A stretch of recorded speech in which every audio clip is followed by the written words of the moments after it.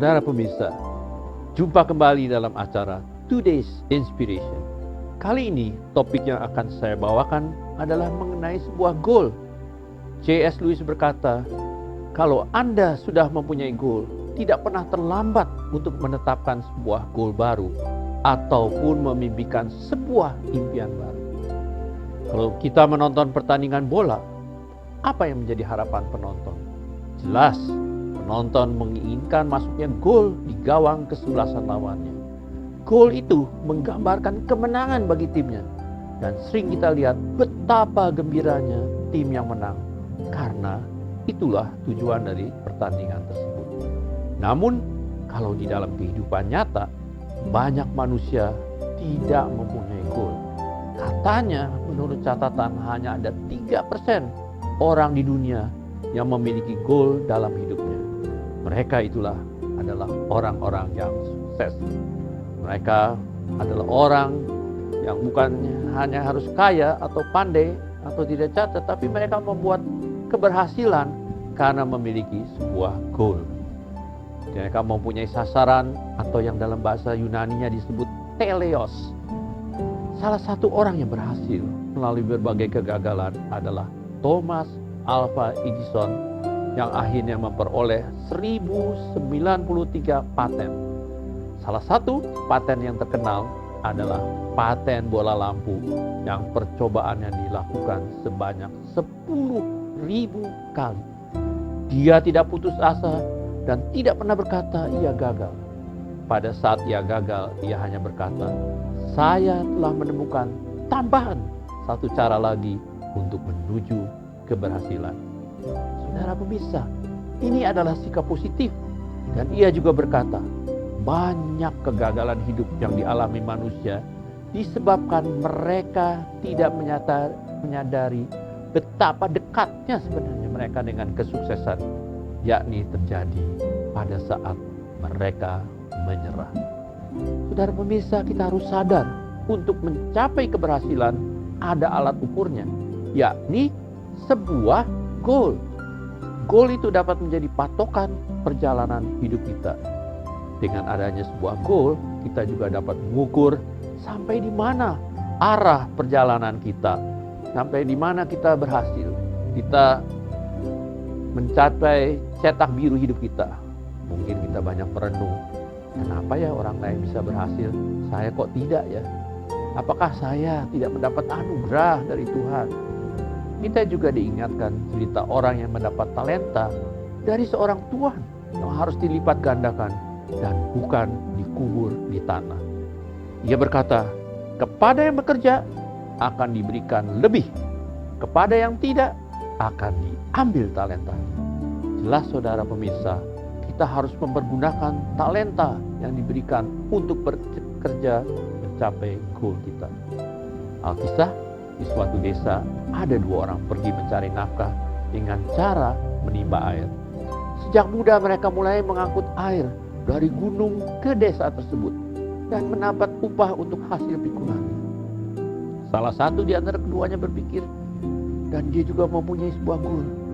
Dia berpikir, nanti kalau saya sudah tua, bagaimana, apakah aku masih kuat mengangkat air ini? Aku harus mempersiapkan masa depanku. Aku akan membuat saluran air dari gunung ke desa, sehingga kelak aku tidak perlu mengangkat lagi. Dan seorang hidup yang tidak punya goal, hidup bermewah-mewahan dengan hasil uangnya. Dia terus menjalani hidupnya dengan bermewah-mewahan. Dia terus mengangkut air, namun lupa bahwa lama-kelamaan ia menjadi tua dan mulai melemah. Dalam kurun waktu ia bersenang-senang, temannya akhirnya dapat menyelesaikan proyeknya. Air pun mulai mengalir dari gunung ke desa itu. Ia tidak perlu mengangkut air lagi dan menikmati hidupnya. Sedang temannya hidup dalam kemiskinan di hari tuanya.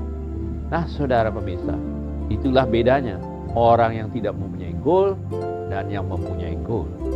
Kita harus hidup bijaksana menghadapi hari depan kita. Untuk itu saya beri beberapa tips. Yang pertama, tulis goal Anda. Goal itu harus ditulis. Sehebat apapun goal yang kita cita-citakan, bila tidak ditulis, hanya akan merupakan kenang-kenangan saja. Ia mudah hilang dari ingatan kita karena kesibukan sehari-hari yang kita hadapi. Brian Tracy, seorang motivator terkenal, berkata, semua orang sukses adalah pemimpi besar. Mereka suka membayangkan masa depan yang mereka inginkan. Kadang-kadang sangat ideal, namun mereka bekerja tiap hari untuk mencapai visi dan goal dan tujuan hidup mereka. Nah, saudara pemirsa, jangan lupa menulis goal Anda. Yang kedua adalah titik balik. Untuk memiliki sebuah goal, kita perlu suatu titik balik. Suatu momentum yang kadang-kadang membuat kita kejepit dan tidak ada jalan keluar, sehingga harus keluar dari comfort zone kita. Howard Schultz, pemilik Starbucks yang terkenal, mencapai titik balik waktu ayahnya sakit lutut dan tidak memiliki biaya untuk menyembuhkannya. Akhirnya ia mulai mengurus bisnis kopi yang kini sudah mendunia. Anda pun memerlukan sebuah titik balik dalam hidup ini yang bisa membuat Anda mengejar goal Anda. Karena perjalanan 1000 mil itu kan dimulai dengan langkah pertama. Banyak orang tidak berani melakukannya karena rasa takut gagal, cemas, malu. Singkirkan semuanya dan rasakan manisnya buah goal Anda suatu hari. Yang ketiga, bebaskan potensi Anda. Tadi sudah saya katakan bahwa kita harus melipat gandakan potensi yang diberikan Tuhan. Kita harus membebaskan belenggu yang mengikat potensi kita. Beethoven yang kelihatannya kurang pandai waktu kecilnya berhasil dalam hidupnya karena ia ingin menjadi maestro dalam bidangnya. Justru pada masa ia menjadi tuli, ia menciptakan komposisi lagu yang indah sekali, yang lebih hebat lagi. Ia berhasil karena ia mempunyai goal dalam hidupnya. Saudara pemirsa yang sedang melihat, siapapun Anda, bagaimana kondisi Anda saat ini, tidak akan ada yang dapat menghalangi goal Anda kalau Anda mau berjuang. Yang menghalangi sebenarnya adalah diri Anda sendiri yang memang tidak mempunyai goal. Tidak pernah ada kata terlambat dalam hidup ini untuk memulai sesuatu yang hebat. Yang membuat terlambat adalah karena kita tidak berani menetapkan sebuah goal. Saya hanya mendorong Bapak Ibu sekalian untuk menjadi orang yang luar biasa dan bisa membagikan keluarbiasaan yang kelak diperoleh kepada orang lain. Nah, saudara, sebagai penutup, tidak ada seorang pun yang dapat menghentikan sikap mental Anda untuk mencapai goal yang Anda cita-citakan. Namun tidak ada sesuatu pun di dunia yang dapat menolong orang yang mempunyai sikap mental yang salah. Itu dikatakan oleh Presiden Thomas Jefferson.